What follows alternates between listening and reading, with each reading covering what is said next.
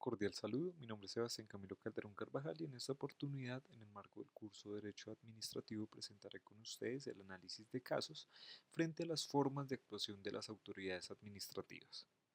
Como caso de estudio número uno encontramos el posible conflicto entre principios del derecho administrativo al encontrarse que la alcaldía de Bogotá tiene planeado aprobar un ambicioso proyecto para construir un megaparque en la localidad de Ciudad Bolívar. Sin embargo, la realización de este proyecto requiere la expropiación de una serie de terrenos privados en los cuales viven varias familias de bajos recursos.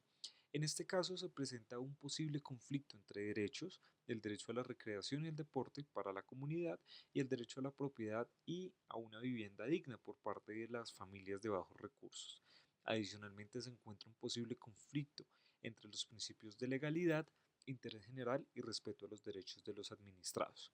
Teniendo en cuenta que en este caso se presenta un posible conflicto entre principios, será la aplicación de la fórmula de ponderación de Rover-Alexi para encontrar una solución al caso de estudio. En dicho sentido, bajo la aplicación de la regla de ponderación de principios de Rover-Alexi, se encuentra que el procedimiento aplicable para este caso de estudio es la ponderación bajo la regla de proporcionalidad en estricto sentido, teniendo en cuenta que existen principios en conflicto, entendidos como aquellos mandatos de optimización que exigen óptimos de Pareto, que en este caso, ¿qué significa? Significa que es necesario que exista un punto de equilibrio en el cual no es posible mejorar la situación de un individuo sin perjudicar al otro. En este caso, la subregla aplicable es la de proporcionalidad en el entendido de que la regla se vuelve relevante cuando un acto es realizado por el Estado cuando se considera adecuado y necesario, lo cual implica que cuanto más intensa sea la interferencia en un principio, más importante tiene que ser la realización de otro principio. En dicho sentido, a continuación, se dará la aplicación a la fórmula de ponderación de principios de Rover-Alexi en el marco de los principios de legalidad, interés general y respeto a los derechos de los administrados. En línea de lo anterior, la fórmula de ponderación de principios de Rover-Alexi expresará el peso de un principio en relación con el otro principio. Para este caso, las siglas JPI y JC evidenciarán los principios o derechos en conflicto. Para este caso, el interés general, legalidad, derecho a la recreación y el deporte, y el interés particular, derecho a la propiedad, legalidad, interés general y respeto a los derechos de los administrados. Para este caso, el producto de la fórmula será el resultado del cociente entre la primera ponderación de principios o derechos en conflicto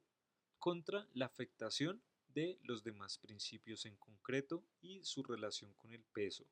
tanto abstracto como el peso relativo de cada una de las variables. De esta manera, como se puede evidenciar, la fórmula de ponderación de principios de Rover-Alexi contempla una escala de valoración numérica para cada uno de los pesos, concreto, abstracto y peso empírico.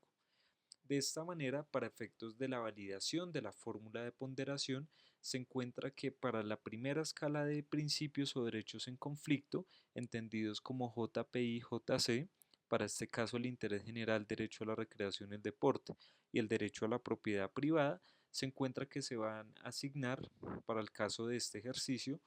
un peso concreto, abstracto y empírico. Para el primer caso, encontramos que el valor asignado es alto, teniendo en cuenta el grado de afectación al principio en concreto, en este caso el interés general, que viene siendo impactado por el derecho a la recreación y el deporte, multiplicado por su peso abstracto, en este caso la jerarquía de la fuente de derecho en la cual aparece, que en este caso es directamente la Constitución Política de Colombia, que va a ser el máximo o va a tener el máximo rango de validez en el marco jurídico colombiano y multiplicado por la seguridad de las premisas empíricas relativas a su afectación, que en este caso se va a dejar la escala 1, teniendo en cuenta que se considera que en el rango de ponderación el derecho a la propiedad privada tiene un valor menor con respecto al derecho a la recreación y el deporte. Y en segundo rango se van a consignar las premisas de afectación del principio JC en razón del principio JPI. Para este caso se deja una escala media de ponderación en el entendido de que las dos primeras variables se dejan en el grado número 2 y la última en nivel bajo, para un total de en la escala de ponderación de 16/4, es decir, una puntuación de 4 puntos, que en este caso estarían en un peso concreto alto. Para la segunda escala de variables se van a contrastar los principios en conflicto, que sería la dignidad humana en cuanto al derecho a la vivienda digna y el interés particular o propiedad privada. En este caso, realizada la escala de ponderación, nos da un resultado de 0,25, concluyéndose que bajo el mecanismo de ponderación se establece que el derecho a la propiedad privada y el principio de la dignidad humana con respecto al derecho a la vivienda en 0,25 no justifica la interferencia con el derecho a la recreación y el deporte como manifestación del interés general. Por lo tanto, para este caso, procedería la expropiación con fines de interés público. Caso número 2. Para este caso, presentamos una situación relacionada con la estructura y jerarquía de la administración pública frente a la falta de respuesta a una solicitud de licencia ambiental por parte de la Secretaría de Medio Ambiente del Departamento de Antioquia, encontrándose que una empresa no recibe respuesta por parte de dicha entidad pese a las distintas solicitudes y requerimientos que adelanta, encontrándose que la Secretaría de Medio Ambiente no resuelve el caso ni positiva ni negativamente para la empresa, guardando un presunto silencio. Para este caso, se encuentra que los derechos posiblemente vulnerados son el derecho a la libertad de actividad económica y a la libre iniciativa privada por parte de la empresa. A continuación responderemos los distintos interrogantes que pueden surgir frente a este caso de estudio y las acciones que deben ser interpuestas por las partes. En dicho sentido, los derechos vulnerados, como se mencionaba anteriormente, son presuntamente el derecho a la libertad de actividad económica y la libre iniciativa privada. Adicionalmente, se configuran supuestos de hecho presuntamente configurados, y es que al encontrarse un silencio por parte de la autoridad ambiental, en este caso la Secretaría de Ambiente, se encuentra que se puede configurar presuntamente un silencio administrativo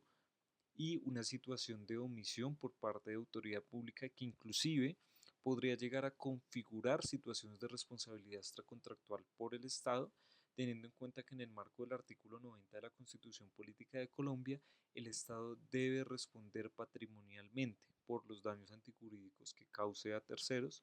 como consecuencia de la acción, omisión o extralimitación por parte de los funcionarios públicos.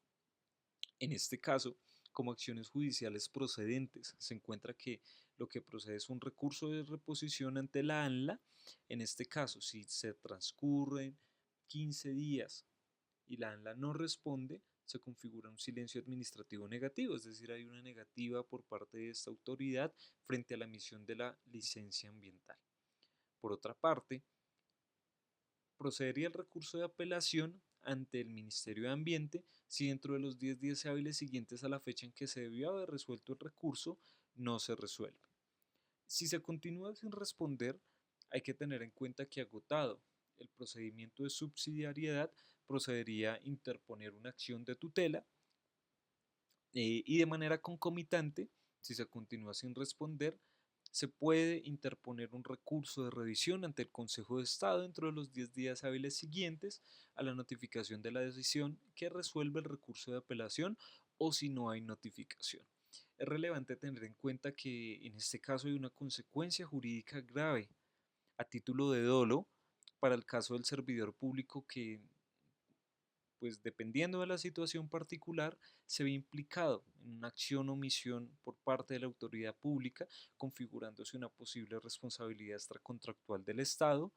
frente a la cual procederá una demanda de reparación directa por daño antijurídico económico a la empresa directamente afectada por la no expedición de esta licencia. Caso de estudio número 3. Para este caso encontramos una situación de contradicción entre un decreto municipal y la Ley Nacional sobre el Uso del Suelo. Encontramos en este caso que en el municipio de San Carlos, Antioquia, el Consejo Municipal aprobó un decreto que permite la construcción de viviendas de interés social en zonas rurales del municipio, lo cual resulta contradictorio a la Ley Nacional 388 del 97 sobre ordenamiento territorial. En dicho sentido, un grupo de ciudadanos afectados que dependen de la agricultura en las áreas designadas para la urbanización presenta una queja formal. Para este caso de estudio se analizará directamente la aplicación de las fuentes del derecho administrativo y la escala de jerarquía normativa en el Estado colombiano. De esta manera, para el caso de estudio, se encuentra la posible vulneración al principio de legalidad y unidad normativa, teniendo en cuenta que como fuente de derecho para el análisis se tomó en consideración la sentencia C-037 del 2000, en el marco de la cual se reitera que bajo el principio de supremacía constitucional se entenderá que la Constitución será la norma de normas, pero más allá de ello, se encuentra que todas las leyes que son emanadas en virtud de esa supremacía constitucional por parte del Congreso ocuparán en principio una posición prevalente en la escala normativa frente al resto del ordenamiento jurídico. Para este caso, teniendo en cuenta que el Consejo Municipal aprobó este proyecto de decreto, se entiende que este proyecto de decreto como un acto administrativo y elevado a la categoría de decreto, su contenido normativo debe estar alineado al obedecimiento y cumplimiento de la ley, en este caso la ley de ordenamiento territorial, y al encontrarse en contraposición se encuentra que no es acatado el principio de legalidad y unidad normativa. Por lo tanto, procederá una medida judicial que será la demanda de nulidad del acto administrativo ante la jurisdicción de lo contencioso administrativo, la cual se verá elevar ante el Tribunal Administrativo del Departamento en donde se expide el acto, en este caso, el Tribunal Administrativo de Antioquia. Como cuarto y último caso de estudio, se encuentra una situación de prohibición del uso de motocicletas durante fines de semana en un municipio turístico, en este caso, el municipio turístico de San Antero, en el cual el alcalde emite un decreto municipal en donde prohíbe la circulación de motocicletas durante los fines de semana y festivos en las principales vías del municipio, teniendo en cuenta que en el municipio se han presentado un alto nivel de accidentes de tránsito y actos delictivos cometidos por motociclistas. Frente a este caso, un número significativo de habitantes que depende del uso de motocicletas para trabajar, para transportarse y en general para adelantar su actividad económica, han presentado una queja formal, teniendo en cuenta que esta medida consideran que es vulneratoria al derecho a la movilidad y afecta su sustento económico. Para este caso de estudio, a continuación se presentará el análisis bajo la estructura de los límites que tiene la administración pública para el ejercicio de las acciones en el marco del cumplimiento de los fines del Estado.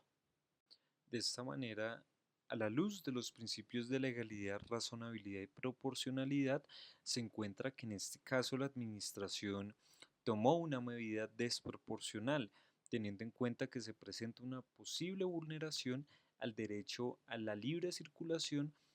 de los ciudadanos y su conexidad con otros derechos, como los derechos al libre ejercicio de la actividad económica, a la educación, a la salud, en conexidad con el derecho a la vida, según la situación personal de cada individuo, teniendo en cuenta que pues, el uso de una motocicleta para fines de transporte puede llegar a estar vinculado a la libre movilidad de las personas en el entendido de que se necesitan adelantar distintas acciones, tales como ir al lugar de estudio, ir al lugar de trabajo, asistir a una cita médica, etcétera. En este sentido, se considera que es una medida desproporcional y que es vulneratoria de la razonabilidad, teniendo en cuenta la posible vulneración al derecho a la libre circulación y adicionalmente se encuentra que el alcalde pudo llegar a tomar unas medidas alternativas, como lo son la toma de retenes, para el caso de disminuir las situaciones de inseguridad por robos por parte de motociclistas, así como jornadas de sensibilización en seguridad vial para disminuir los accidentes de tránsito, así como revisar cuáles son las causas reales de las situaciones de accidentes de tránsito en las vías del municipio. Referencias. Para el análisis de los casos expuestos se realizó el uso de distintas fuentes de derecho, entre ellos la Constitución y la doctrina, entre otras fuentes jurisprudenciales de consulta. Gracias por su atención. Hasta luego.